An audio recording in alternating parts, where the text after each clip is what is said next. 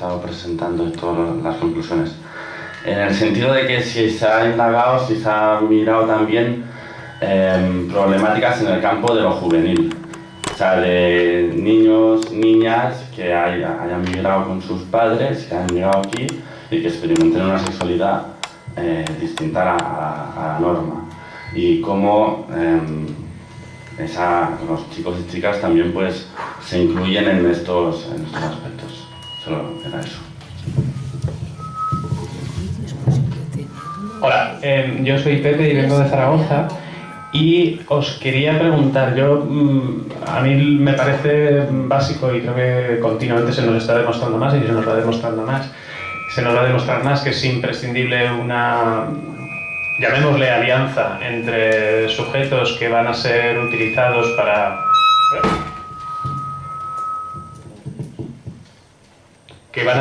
para la creación, digamos, de chivos expiatorios, para dirigir a la masa cada vez más precarizada a buscar a alguien todavía por debajo en el escalafón social, a quien machacar y a quien culpabilizar de las cosas, ¿no? Lo hemos visto, por ejemplo, muy claramente ahora en el tema de los recortes sanitarios. A quien se ha estigmatizado ha sido directamente a población migrante, a población TLGB, ¿no?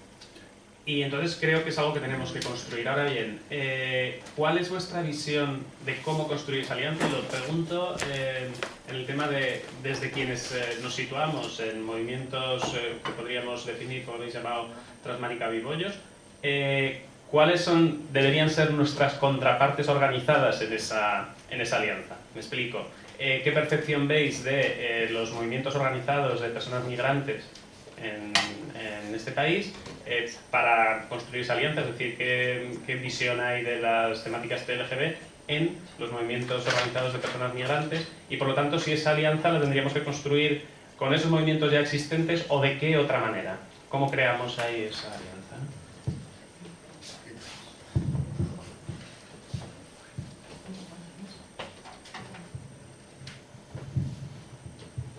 ¿Contestamos? Sí. Bueno.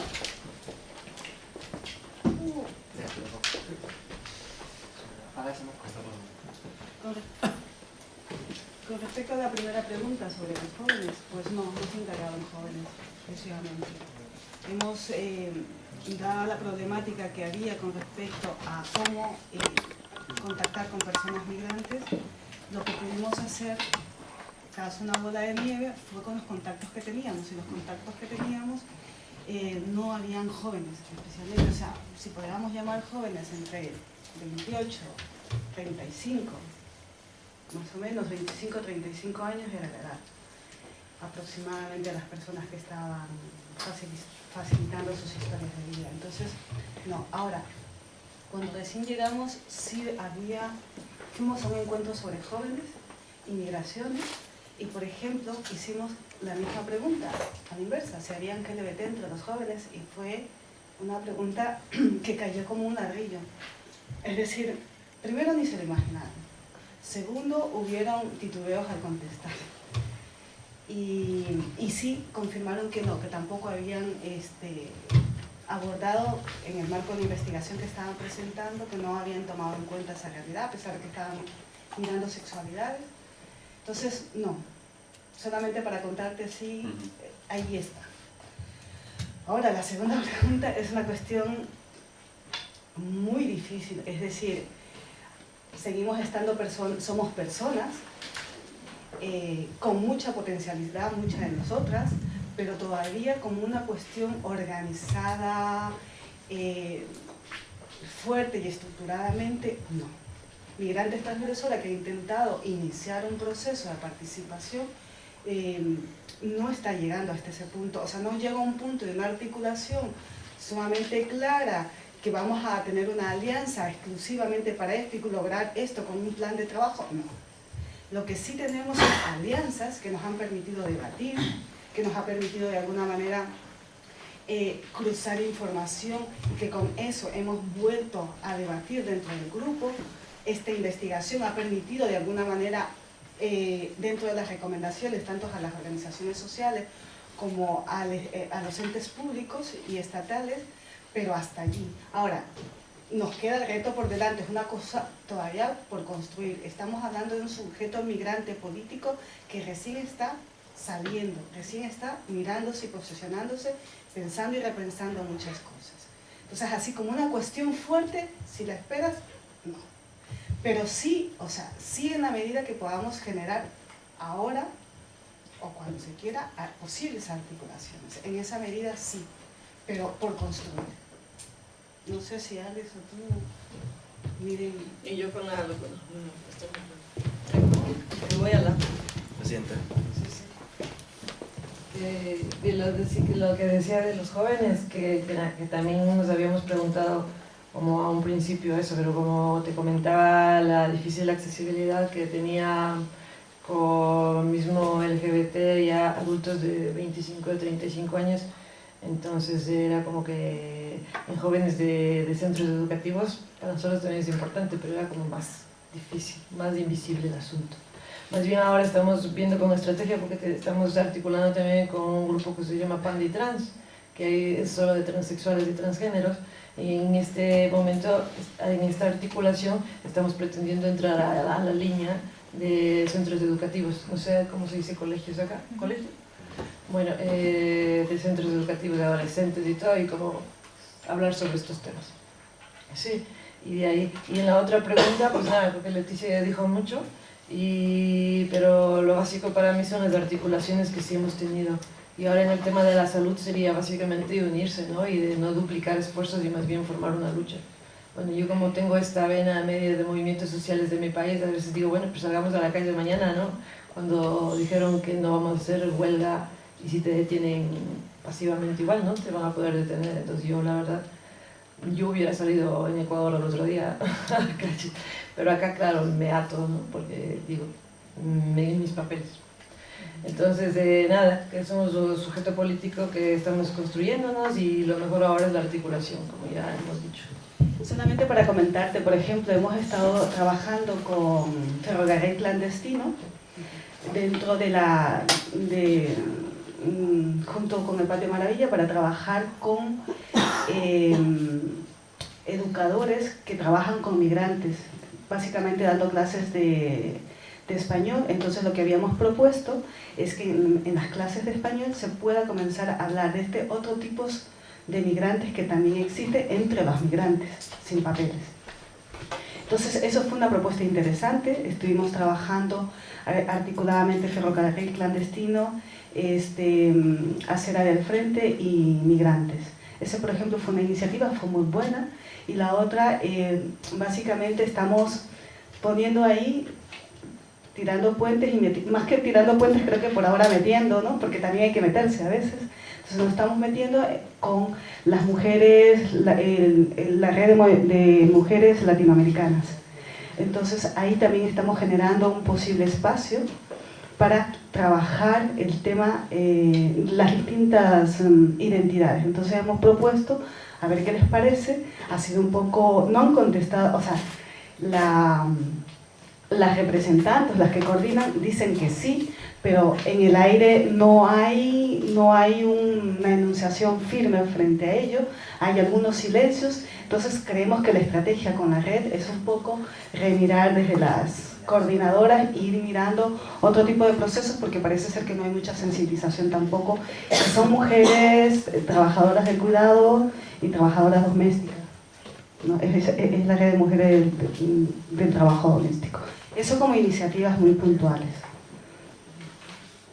Sí, yo también, a mí me viene muy bien que contéis lo que habéis hecho directamente vosotras, ¿no? Pero mi pregunta iba también a cómo veis a los otros movimientos organizados de migrantes, ¿no? Y en ese sentido, ¿cuánto nos puede valer la pena o no dirigirnos hacia esos movimientos o no?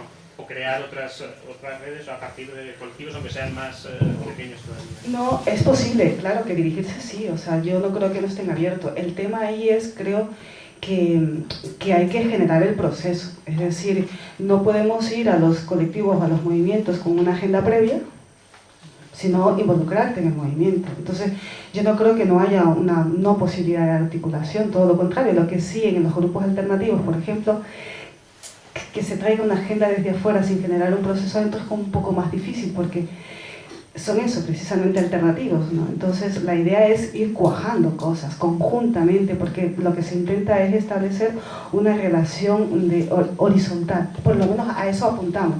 Ahora, si lo hacemos o no lo hacemos, el proceso lo dirá, pero finalmente pasa por allí. O sea, yo creo que sí se puede. Pero o sea, porque ahí también es todo un debate político con respecto a las agendas, es decir, si yo tengo en mi agenda trabajar, por ejemplo, desde mi postura, mirar los derechos, sí, pero también al mismo tiempo hacer una crítica ante las estructuras neocoloniales. O sea, ¿cómo vamos a articular esas dos cosas ahí? Ahí es donde se cuece. Es decir, no me vas a traer tu agenda ni yo te voy a poner mi agenda, pero ahí es donde se cuece.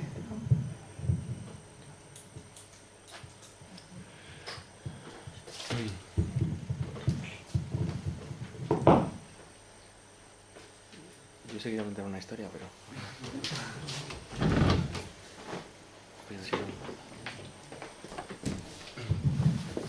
Sí, yo muy rápido, como dos cosas. La primera, cuando antes planteabais el tema de que a lo mejor con las políticas de cooperación se estaba imponiendo la agenda en otros países, podéis desarrollar un poquillo más en plan rollo, pues mira, pues en tales países se está trabajando sobre todos estos temas y esto, como qué efectos concretos está teniendo, ¿no? Y en cuanto a Carmen, si podías aprovechar a lo mejor ahora para profundizar un poco en lo que dejabas un poco pendiente antes de, decías, se podían generar políticas interseccionales, por decirlo así, y que tenías una propuesta como de líneas a lanzar, ¿no? Pues si puedes aprovechar ahora que queda un poquito de tiempo para profundizar un poco en eso, pues también sería interesante y tal, con las dos cosas.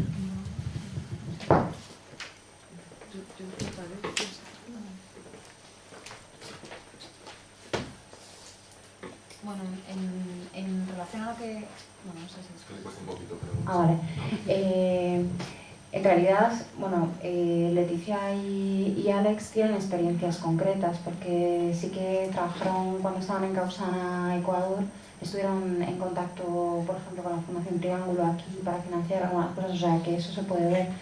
Pero lo que sí que se estuvo viendo es que había como una agenda política que estaba guiando estas ayudas muy, o sea, sobre todo hacia Latinoamérica, fundamentalmente yo creo, que estaban muy dirigidas a generar organizaciones LGTB o TLGTB, TLGB, gracias. TLGB allí en Latinoamérica, pero muy, digamos, haciendo eco o reproduciendo el modelo organizativo de las organizaciones aquí y también el tema de la agenda del matrimonio como elemento fundamental, ¿no? Y, por ejemplo, asociaciones argentinas y en otros ámbitos comentaban que algunas de las cuestiones que estaban en la agenda política eran diferentes, que tenían que ver, por ejemplo, con las agresiones a travestis en la calle, ¿no? o con las agresiones a menores. Otro tipo de cuestiones que de repente no aparecían o no tenían tanta importancia, ¿no? En ese sentido. Yo creo que sobre esto Alex y Leti pueden decir más cosas. Con respecto al tema de la interseccionalidad, de hecho,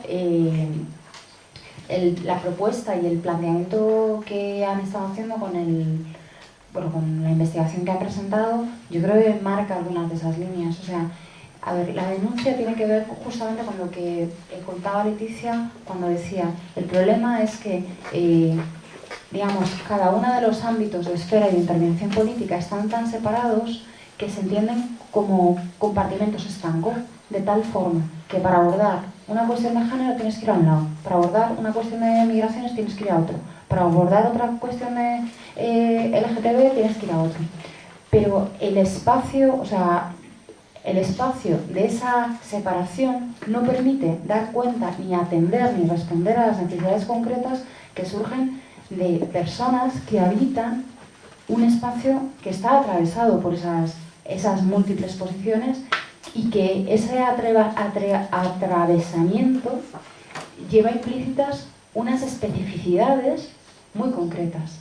O sea, se planteaba, a ver, yo lo que he planteado ha sido cuestiones muy generales, pero yo creo que con la investigación se ha visto mucho más claro. Cuando hablamos de cuestiones, por ejemplo, que no han acabado de mencionar, en los CIES. La situación en los CIES es tal que precisamente por la clasificación que hay, hombres y mujeres, a veces ¿qué pasa con las personas trans? ¿Qué pasa con las personas trans que no están reconocidas? Teniendo en cuenta que, según tal como ha contado Alex, la ley 3/2007, 15 de marzo creo que es, lo que plantea es que no se reconoce el cambio registral de nombre y sexo a las personas que proceden de otros países, y además tienes que tener todo el proceso de intervención médica, o sea, primero patologización médica y luego pues intervención de los 2 años. Con lo cual, ¿qué pasa con las personas trans que están internas en CIES, que van a estar internas? Primero, no reconocidas como trans, por lo tanto, no van a integrarlas en el, digamos, en su género, su posición de llegada, sino que van a estar en la posición de partida, con lo cual van a estar sujetas a situaciones de abusos de poder y probablemente de agresiones transfobas y homófobas. Y esto pasa también con personas gays y personas lesbianas en los CIES, que esto también es complicado, o sea, no hay una atención específica, y esa falta de atención específica está dando situaciones de enorme vulnerabilidad, ¿no? Entonces, en ese sentido, en el tema del trabajo, o sea, el tema del trabajo es bastante claro. O sea, por ejemplo, la mayoría de las mujeres trans migrantes están actualmente trabajando en el ámbito del trabajo sexual. O sea, básicamente, ¿eso qué implica?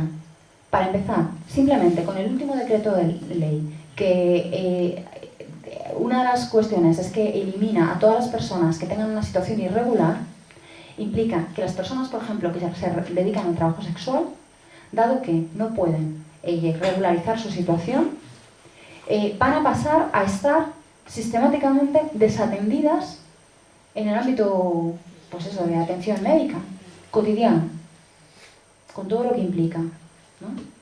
Se ha hablado también del tema del VIH. La gente que tenga VIH y que no tenga papeles va a quedar desatendida. O sea, hay todo un conjunto de atravesamientos que es necesario ver en su especificidad, y generalmente aplicamos unas lentes que son muy rígidas y que no permiten, digamos, ver esas, digamos, la interseccionalidad. Habla de intersecciones. A mí no me gusta tanto hablar de intersecciones porque creo que están co-constituidas, ¿no? Pero bueno, digamos que interseccionalidad es el término que se ha hecho común, y entonces está circulando como el espacio donde nos entendemos de qué estamos hablando, y entonces es en ese sentido, ¿no? No sé si... Sí. Bueno, con respecto a los programas de desarrollo, hay como 2 olas allí a mi manera de ver. La una tiene que ver con lo que es Cono Sur, o sea, América Latina es Cono Sur, Centro y la área andina. Entonces hay un primer acercamiento con Cono Sur, que es con Argentina, Uruguay, Paraguay. Entonces, claro, la agenda, cuando yo estuve en Lima, en Lima, y conocí a las compañeras argentinas, sobre todo la creación de la Federación Argentina, es un copy-pegue de la federación aquí, por ejemplo. Y en función de eso se generaron todo un proceso de talleres, de gente que fue de aquí para allá. Posteriormente toda la red se organizó. Entonces hay como esta primera ola. Este último tiempo, la segunda ola está y paralelamente en Centroamérica. Y la segunda sería el área andina, que tiene que ver con Bolivia, con Ecuador, básicamente, con Colombia, Venezuela, no están metidos en Venezuela.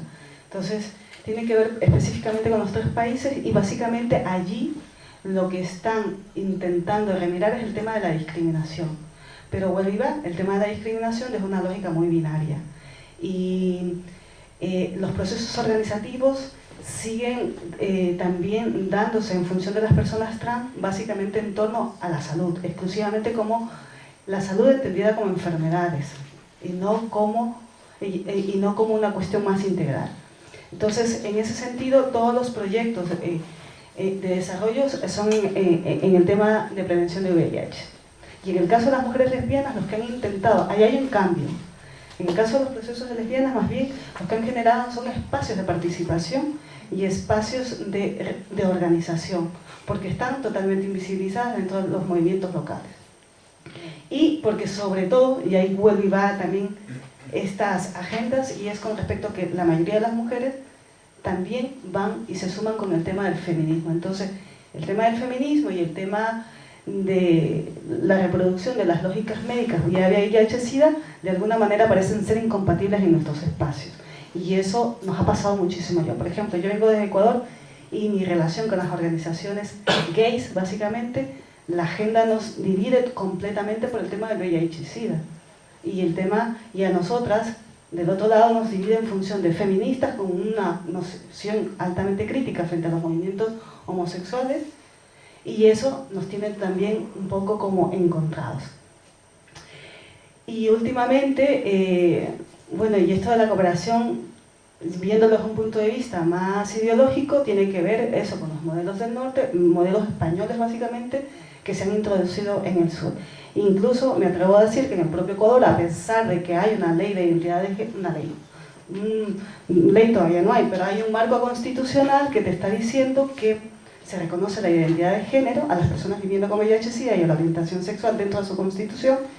No obstante, esto se ha reflejado en función de la normativa española de alguna forma.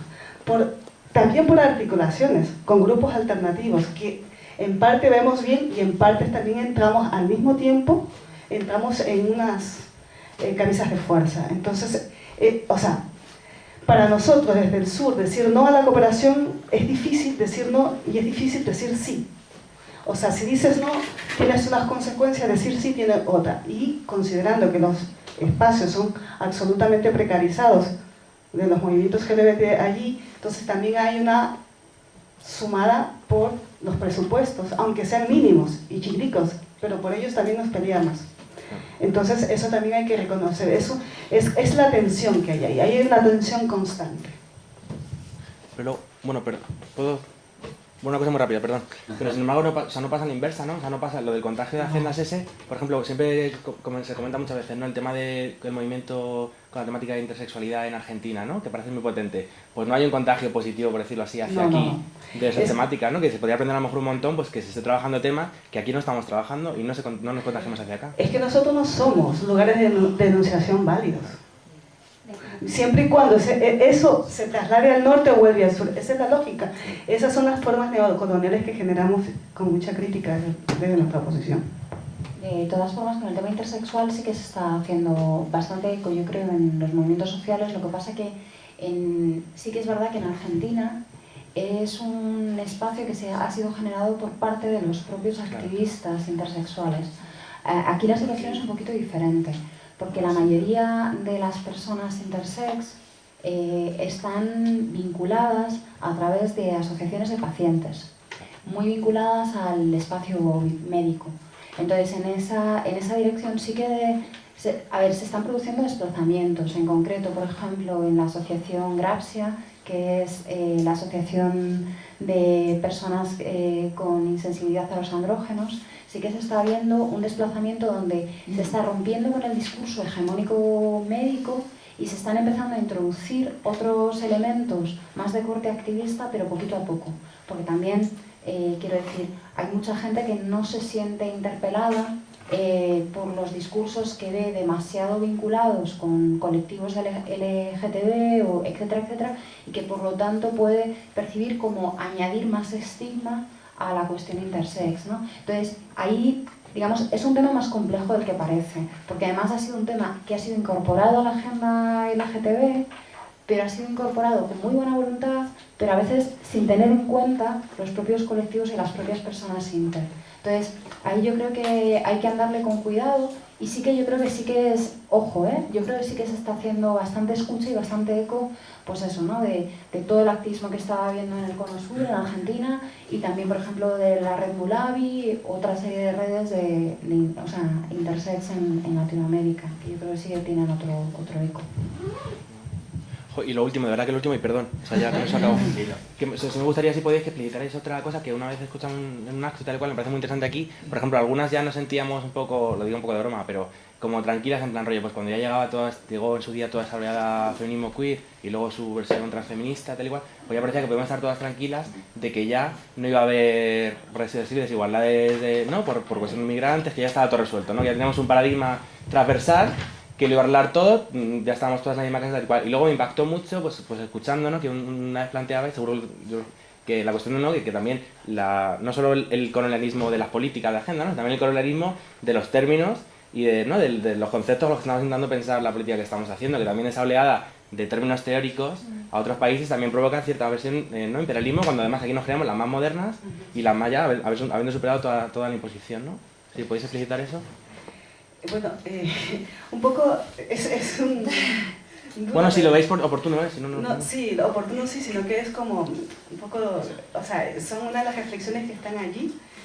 Pero, por ejemplo, retomando para poder entenderme yo y poder explicar también un poco, cuando Carmen decía que todas estas, con el tema del colonialismo en América Latina, estos otros cuerpos y estos géneros de expresiones distintas, que Occidente, con la colonización, los miraba como cuerpos raros, fenómenos animalescos y todo este tipo, y hoy esas diferencias, que no son iguales que en la época del colonialismo, pero esas diferencias que se generaron en un momento fueron heteronormativizadas, digamos así, no son estos los términos, pero para explicarme, construyeron un sujeto, hombre-mujer, poco a poco, a través de los procesos de colonización, y cuando estamos ya todos en América Latina, hombre y mujer, normatizados bien como lo quería Occidente, de repente nos viene la ola del norte diciendo lo queer desde Norteamérica, los LGBT en un primer paquete y posteriormente en un segundo paquete lo queer. Al primer paquete lo asumimos en función de que nos despenalizaba un montón de legislaciones en América Latina. El segundo paquete de lo queer ya nos rayó un poco y dijimos, pues bueno, queer no, o sea, a mí queer no me dice nada, aquí somos maricones, bolleras y travestis. Entonces surge esto, se despenaliza y de repente viene desde Europa con toda la gran fuerza que tuvo España, sobre todo el tema del matrimonio, es una nueva ola que entra y claro, ahora esto estar en el intermedio es lo que toca ahora. Pero ese intermedio, que es lo que toca ahora, lo hemos vivido todo el tiempo, pero no fue ni importante ni nada porque está y se grita desde el sur, no desde el norte. Entonces, ahí vemos que estas realidades, es lo que decía antes, o sea, el cuerpo válido de enunciación no es el cuerpo del sur, ni ubicado en el sur, ni ubicado en el norte, siendo del sur. Entonces, ahí vemos estas líneas que hay que seguirlas analizando de mi manera de ver, de que el tema no está resuelto, sobre todo porque el tema del neocolonialismo aquí ni allá se estudia del todo, somos realmente los marginales, seguimos siendo todos los que nos dedicamos a temas de neocolonialismo o de colonialismo dentro de América Latina, siguen siendo temas marginales, como el feminismo. Claro. Entonces, no sé si te contesto, pero son situaciones por construir igualmente y con mucha resistencia, además, porque cuando tú hablas de colonialismo, el norte se siente interpelado de entrada, o sea, no hay posibilidades a veces ni de discusión. Entonces siempre hay que como remirar y mirar el discurso que dices, que no dices, por ahí. Ese es un tema hipercontrovertido, el tema de los discursos, porque la circulación de términos no es una circulación que venga únicamente pasando por Europa, España y llegue a Latinoamérica, sino que también nos ha llegado, ¿no? O sea, el término queer que hemos empezado a utilizar pues tiene sus potencialidades y tiene sus limitaciones, ¿no? Entonces, yo lo que creo, a mí lo que me resulta útil, hay cosas que me resultan útiles y hay cosas que no me resultan útiles. Y también hemos aprendido en el camino. Yo creo que sí que al principio corrimos muy alegremente diciendo, esto es guay, esto es lo más.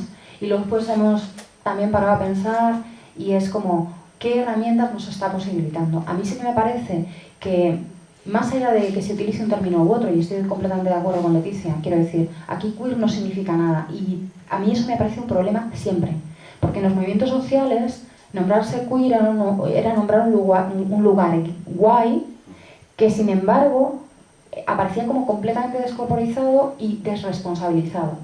O sea, de repente te encontrabas, porque a mí me ha pasado, en movimientos sociales, donde te llegaba un chico hetero que nunca jamás se había cuestionado su heterosexualidad, pero había descubierto lo queer, y de repente era era queer, ¿no? Y te explicaba a ti que tenías un problema porque resulta que estabas demasiado aferrada a esa identidad, ¿no? Entonces, claro, esto resulta durito, ¿no? Pero esto lo he oído yo y yo creo que lo hemos oído muchas veces, ¿no? Entonces sí que hay una especie de banalización de qué ha significado lo queer, que para mí hay toda una teorización que posibilita precisamente, para mí va necesariamente de la mano de toda la lógica y el planteamiento poscolonial y decolonialista, ¿no? Entonces, en esa dirección lo que está es, uno, situando el lugar del cual emerge todo este modelo identitario que es bastante novedoso, y ponerlo en ese sitio y cuestionar su universalidad a mí me parece fundamental.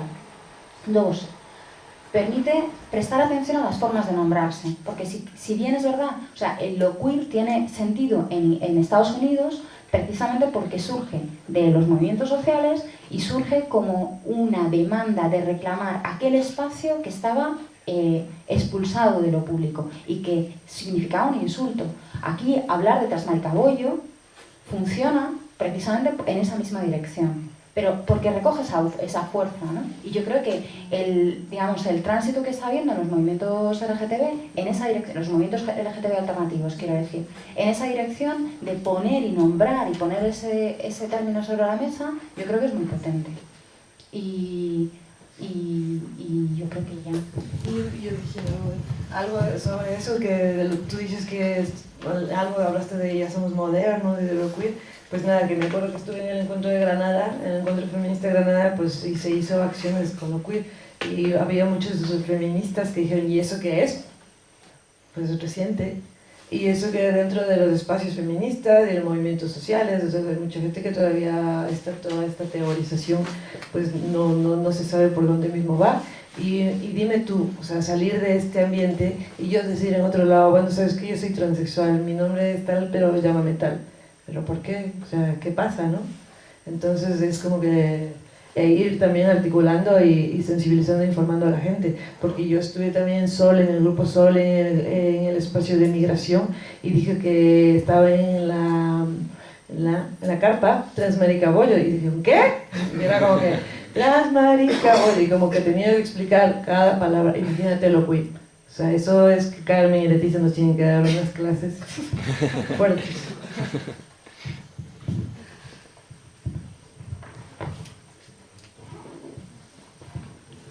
Como no pregunté a alguien, sigo yo, o sea, que pregunta.